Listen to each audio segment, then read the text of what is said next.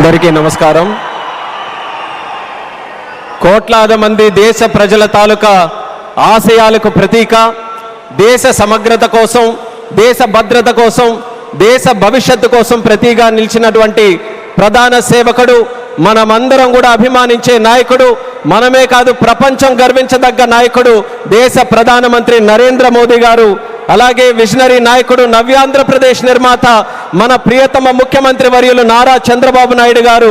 అలానే మన ఉప ముఖ్యమంత్రి వర్యులు, ఆయనకి పదవులతో పని లేదు, జనం కోసం నిత్యం జీవించేటటువంటి జనసేనాని పవన్ కళ్యాణ్ గారు, రాష్ట్ర గవర్నర్ గారు అబ్దుల్ నజీర్ గారు, అలాగే వేదికలు అలంకరించినటువంటి కేంద్ర మంత్రులు, అలాగే మన తెలుగు యువతకి ఒక ఆదర్శప్రాయమైనటువంటి నాయకత్వంతో ముందుకు నడిపిస్తున్నటువంటి సోదరులు నారా లోకేష్ అన్న గారికి, ఎంపీ కలిశెట్టి అప్పలనాయుడు గారికి, ఎమ్మెల్యే మాధవమ్మ గారికి, అలాగే ఇక్కడికి విచ్చేసినటువంటి ఎంతో మంది జనప్రతినిధులకి, ఇక్కడికి విచ్చేసినటువంటి నా ఉత్తరాంధ్ర సోదర సోదరిమల్ల అందరికీ కూడా నా హృదయపూర్వకమైనటువంటి నమస్కారాలు తెలియజేసుకుంటున్నాను.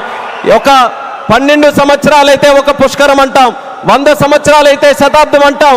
అలాంటిది యుగానికి ఒక్కసారి వచ్చేటటువంటి కార్యక్రమం అల్లూరి సీతారామరాజు విమానాశ్రయం ప్రారంభోత్సవ కార్యక్రమం అని గర్వంగా ఈ ఉత్తరాంధ్ర బిడ్డగా, మీతో పాటు ఇక్కడ పుట్టినటువంటి వ్యక్తిగా, కింజరాపు ఎర్రన్నాయుడు గారి తాలూకా బిడ్డగా ఈరోజు గర్వంగా ఉందని కూడా ఈ సందర్భంగా తెలియజేసుకుంటున్నాను.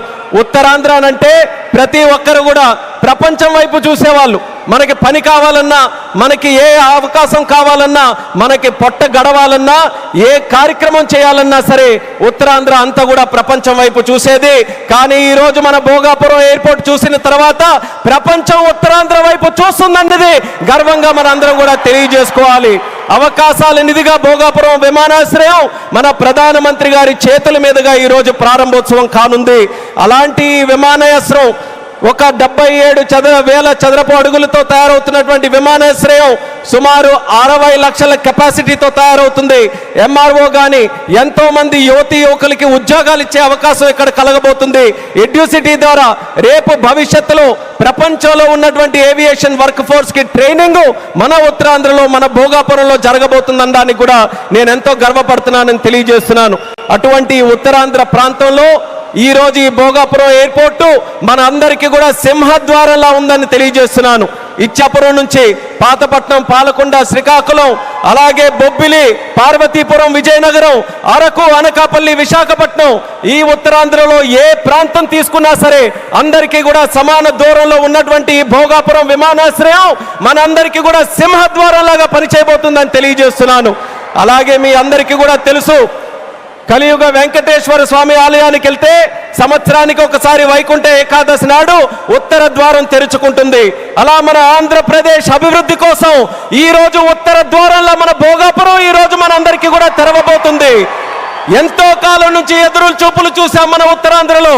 ఆఖరికి గతంలో మీరు చూసుకుంటే కొంతమంది నాయకులు దీన్ని కించపరుస్తూ, విమర్శిస్తూ, ఈ ప్రాంతాన్ని కించపరుస్తూ ఎయిర్ బస్సు కూడా తిరగని ప్రాంతం అని వెక్కిలి నవ్వులు నడిచారు.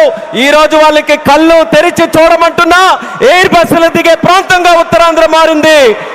ఈ రోజు ఎలక్ట్రిక్ బస్సులు వచ్చే ప్రాంతంగా ఉంది. రేపు పెద్ద పెద్ద కంపెనీలనంటే దేశంలో ఉన్న కంపెనీలు కాదు, అంతర్జాతీయంగా ఉన్న కంపెనీలన్నీ కూడా మన భారతదేశంలో, మన ఆంధ్రప్రదేశ్లో, మన ఉత్తరాంధ్ర ప్రాంతానికి రాబోతున్నాయి. వాళ్ళ బస్సులు కూడా ఇక్కడే తిరిగి మన యువతీ యువకులకి అన్ని ఉద్యోగ అవకాశాలు కూడా కల్పించబోతున్నాయి. ఇలాంటి పవిత్రమైనటువంటి భూమి మన ప్రాంతంలో తీసుకుంటే ఒక పక్కన ఆధ్యాత్మిక ఆలయాలు శ్రీకూర్మం, శ్రీముఖలింగం, అరసవెల్లి, సింహాచలం, అలాగే రామతీర్థాలు, పైడితల్లి అమ్మవారు, ఇలా ఎన్నో పవిత్రమైనటువంటి దేవాలయాలు ఇక్కడ ఉన్నాయి. మరొక పక్కన పర్యాటక రంగం, కొండలు, సముద్రం, అలాగే దానితో పాటు ఈరోజు ఉత్తరాంధ్ర దిశని మార్చే విధంగా చంద్రబాబు నాయుడు గారి తాలూకా నాయకత్వంలో గూగుల్ లాంటి సంస్థ ఇక్కడికి వస్తుంది. ఆర్సిలార్ మిట్టల్ స్టీల్ ప్లాంట్ వచ్చింది, రైల్వే జోన్ మనకు వచ్చింది, మూలపేట పోర్టు మనకు వచ్చింది. ఇలా లెక్క పెట్టుకుంటూ వెళ్తే ఏ ప్రాంతంలో జరగనటువంటి అభివృద్ధి ఈ రోజు మన ఉత్తరాంధ్ర ప్రాంతంలో జరుగుతుందనేది యువతీ యువకులందరికీ కూడా నేను గుర్తు చేస్తున్నాను. ఇక చేయాల్సింది మనం ఒక్కటే, మనకి రెండు విజన్లు ఉన్నాయి.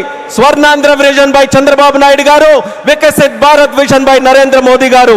మన యువతందరం కూడా కలిసి ఆ రెండు విజన్లు రెండు కళ్ళులాగా మనం అందరం కూడా ముందుకు నడిచి అత్యంత సుందరమైనటువంటి శక్తివంతమైనటువంటి భారతదేశం తయారవడానికి ఈ రెండు విజన్లు కూడా మనం స్వీకరిస్తూ ఇక్కడ ఉన్నటువంటి యువకులందరూ కూడా ముందుకు రావాలని మరొక్కసారి వాళ్ళందరికీ కూడా పిలుపునిస్తున్నాను. ఒక ఎయిర్పోర్ట్ ఎక్కడైనా నిర్మించామనంటే, నేను కేంద్ర మంత్రిగా అయిన తర్వాత ప్రధానమంత్రి గారి చేతుల మీదుగా సుమారు 16 ప్రాజెక్టులు ఇక్కడ ప్రారంభించాం భారతదేశంలో. కానీ ఏ ఎయిర్పోర్ట్ ప్రాజెక్టు కూడా ఇంత ఘనంగా 2-3 లక్షల మంది ప్రజల తాలూకా ఆశీర్వాదం మధ్యలో ఇది ఏదో ఒక రాష్ట్ర పండుగ అంటున్నారు. ఇది కేవలం రాష్ట్ర పండుగ కాదు, ఉత్తరాంధ్రలో ఉన్నటువంటి ప్రతి ఇంటి పండుగ ఈ రోజు ఈ విమానాశ్రయ ప్రారంభోత్సవ కార్యక్రమం అందరి గుండెల్లో ఉన్నటువంటి కార్యక్రమం. అటువంటి కార్యక్రమానికి మనం నిజమైన అర్థం ఈ రోజు సాకారం చేశాం.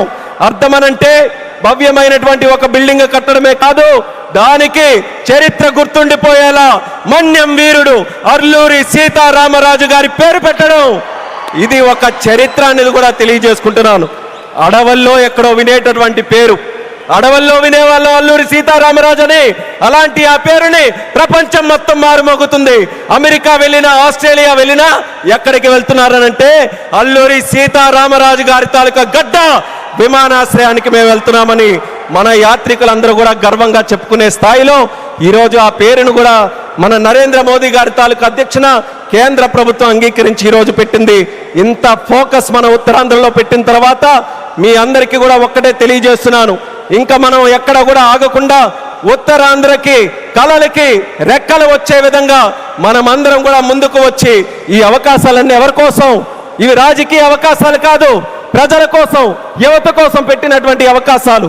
ఆ అవకాశాలని మనం అందిపుచ్చుకొని ప్రపంచంలో ఏ ఏ ప్రాంతాల గురించి మనం మాట్లాడతాం, ఇది ఎలా డెవలప్ అయింది, అది అలా డెవలప్ అయిందని బాధ్యత మనం తీసుకుందాం.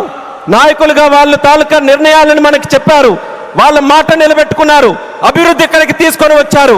ఇక పని చేయాల్సింది మనం ఆత్మవిశ్వాసంతో ముందుకు వెళ్ళి ఈ రోజు వచ్చినటువంటి అవకాశాలని సద్వినియోగం చేసుకొని ఉత్తరాంధ్రని ఉత్తమాంధ్రగా తయారు చేద్దామని ఇక్కడ ఉన్నటువంటి యువకులందరికీ కూడా పిలుపునిస్తున్నాను.